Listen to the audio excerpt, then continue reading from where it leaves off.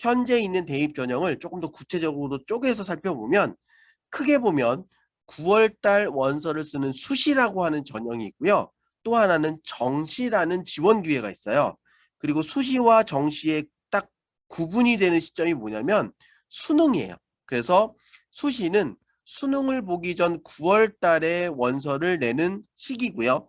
정시는 수능을 본 이후에 수능 성적표를 받고 나서 원서를 내는 게 정시예요. 그리고 수시는 학생별로 6장의 원서를 작성해 낼 수 있고요. 정시는 3장의 원서를 낼 수가 있어요. 그런데 문제는 뭐냐면 수시 6장 중에 단 한 장이라도 합격을 하게 되면 정시 지원 기회가 없어요. 그래서 우리 아이들이 모의고사 같은 것들을 계속 보면서 정시, 즉 수능 위주 전형으로 갈 수 있는 대학의 레벨을 결정한 다음에 그 대학과 비슷한 레벨 또는 그 이상의 레벨로 6장의 원서를 쓰는 게 매우 중요해요. 자, 그러면 각 전형별로 합격을 결정하는 요소가 뭔지를 한번 살펴볼게요. 첫 번째, 정시인데요. 정시는 앞서 말씀드린 것처럼 중간에 수능 시험이 있다고 그랬잖아요. 그래서 수능 시험의 가장 큰 장점은 그 해에 대학을 가고 싶어 하는 모든 아이들이 똑같은 시험을 보고 그 시험의 점수로 줄을 세울 수가 있거든요. 그래서 각 대학은 수능을 치른 이후에 치는 이 정시에서는 수능 성적을 가장 중요하게 생각합니다. 대학에 따라서 내신 성적을 일부 반영하는 데도 있고 또는 뭐 출결, 봉사, 이런 면접 이런 것들 반영하는 대학이 있긴 하지만 결국 핵심 합격을 결정하는 요소는 수능 점수예요. 그런데 문제는 뭐냐면 수시 같은 경우는 수능 점수를 모르는 상태에서 원서를 내게 되잖아요. 그래서 수시에서는 이 수능 점수가 합격을 결정하는 요소로 쓰이지 않아요. 그런데 중요한 건 뭐냐면 합격을 시키는데 합격을 결정하는 요소 쓰이진 않지만 불합격을 결정하는 요소로는 활용이 돼요. 그게 뭐냐면 수능 최저 조건이라는 거예요.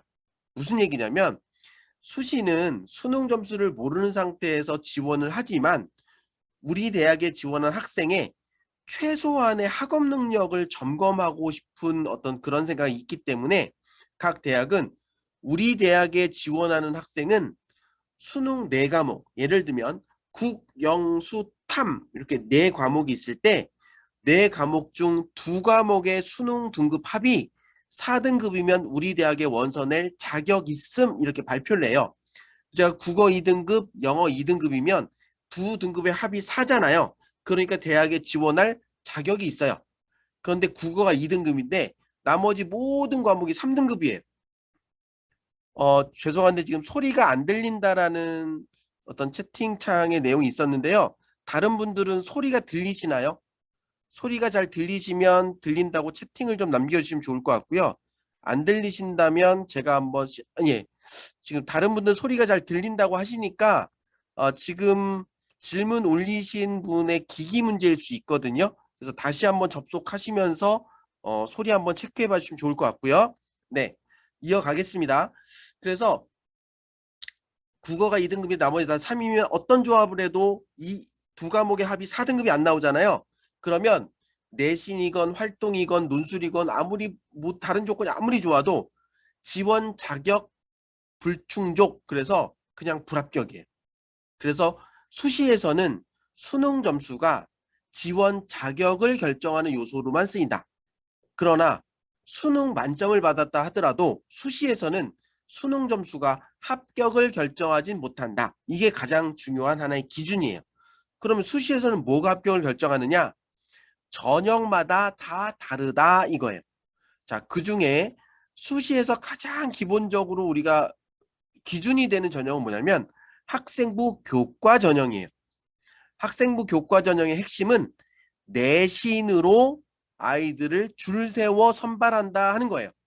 자, 근데 문제는 뭐냐면 저는 일반고를 나왔는데 제 옆에 경쟁자는 과고를 나오고 또 다른 경쟁자는 국제고를 나왔어요.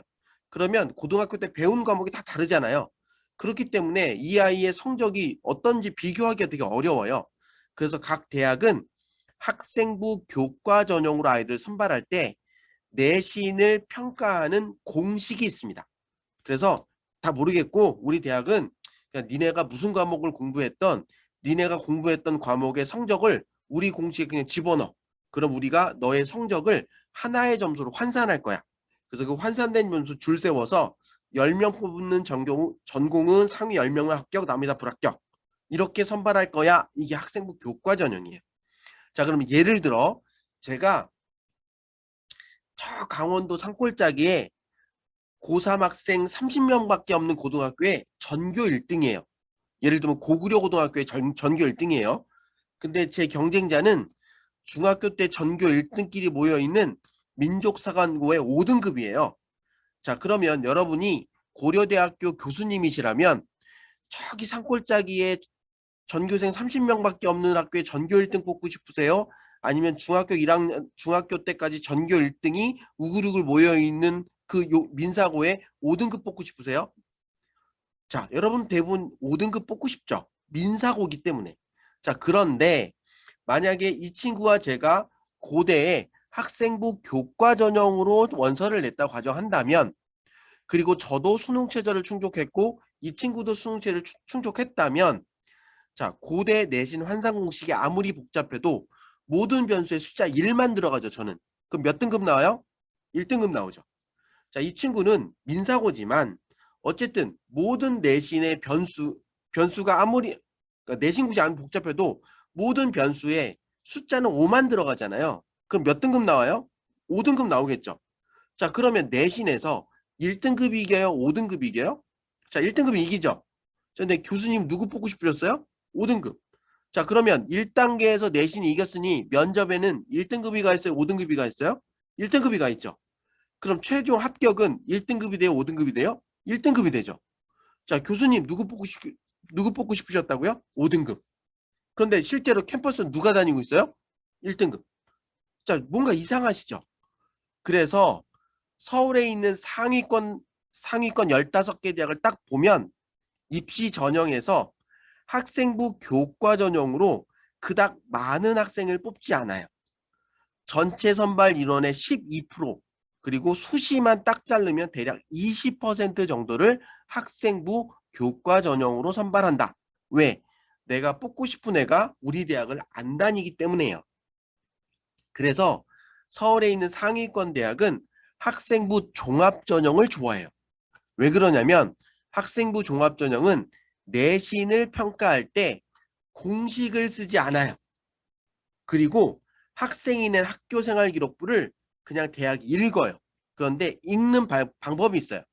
이 학생이 지원한 학교에 전체 학생의 내신 평균이 어느 정도고 표준 편차가 어느 정도인지, 그리고 그 학교 수준에서 이 학생의 위치가 어디인지, 그리고 이 학생이 고등학교 때 어떤 과목을 재미있게 들었고 그 과목의 성적은 어떠하며 그 과목의 다양한 활동에서 얼마나 적극적으로 참여했는지, 그 참여 정도를 선생님이 어떻게 평가하는지를 전체를 다 읽고 100명 뽑고 싶으면 그 중에 3배수 300명을 면접에 불러다가 교수 한 명이 학생 하나 앉혀놓고 교수 3명이 꼬치꼬치 따져 물어서 최종 100명을 선발한다. 학생부 종합전형.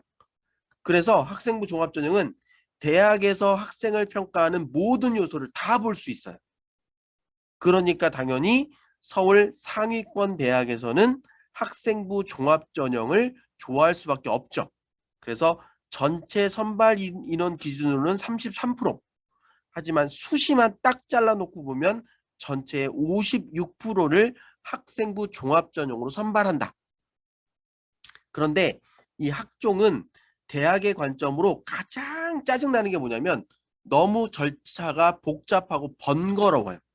그래서 시간과 돈이 많이 들어갑니다. 그래서 교과 전형은 내가 뽑고 싶은 애가 안 뽑혀서 불만, 종합 전형은 내가 뽑고 싶은 애를 뽑을 수 있지만 돈과 시간이 많이 들어가서 불만. 그래서 대학이 사용하는 전형이 논술위주 전형이에요. 논술위주 전형은 쉽게 말씀드리면 대학이 낸 시험, 고난이도 시험을 잘 본 학생을 선발하겠다 하는 거예요. 그런데 이 시험이 난이도가 아주 쉬운 문제가 아니라 수능의 상위권 난도의 문제를 대학이 스스로 만들어내고 학생들이 그 정답을 찾아가는 과정과 결과를 모두 평가하는 형태로 진행이 돼요. 그래서 논술위주 전형은 내신의 어떤 영향력보다는 논술 시험의 점수에 따라서 당락이 결정되는 전형이에요. 자, 그리고 실기 위주 전형, 과거에 특기자 전형이라고 불렸던 건데요. 여러분 특기자 그럼 어떤 특기자 생각나세요? 그렇죠. 예체능 특기자 생각나잖아요. 만약에 제가 달리기를 되게 잘해요.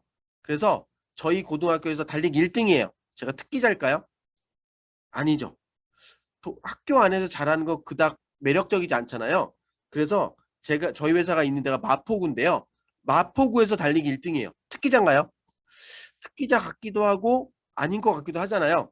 그래서 제가 전국체전 나가서 3등 했어요. 특기자인가요? 이제 특기자죠.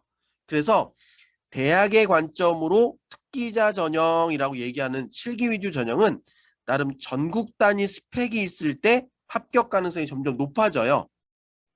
그리고 예체능 같은 경우는 실제로 그 대학에서 중요하게 생각하는 실기 테스트를 통해서 합격자를 결정하는 거죠. 자, 이게 지금 현재 고2 이하학생들이 대학에 가는 가장 중요한 전형들이에요.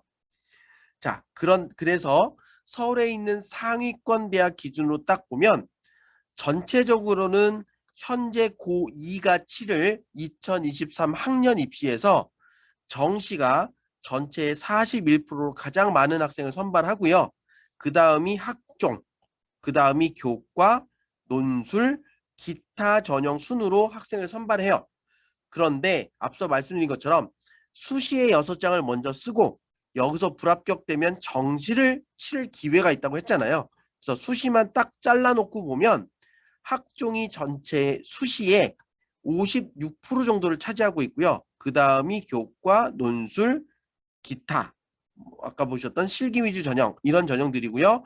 그리고 여기서 단 하나도 합격을 못한다면 정시, 수능 위주 전형으로 대학을 가는 그런 프로세스로 서울 상위 15개는 학생들을 선발한다. 이렇게 이해하시면 될 것 같아요.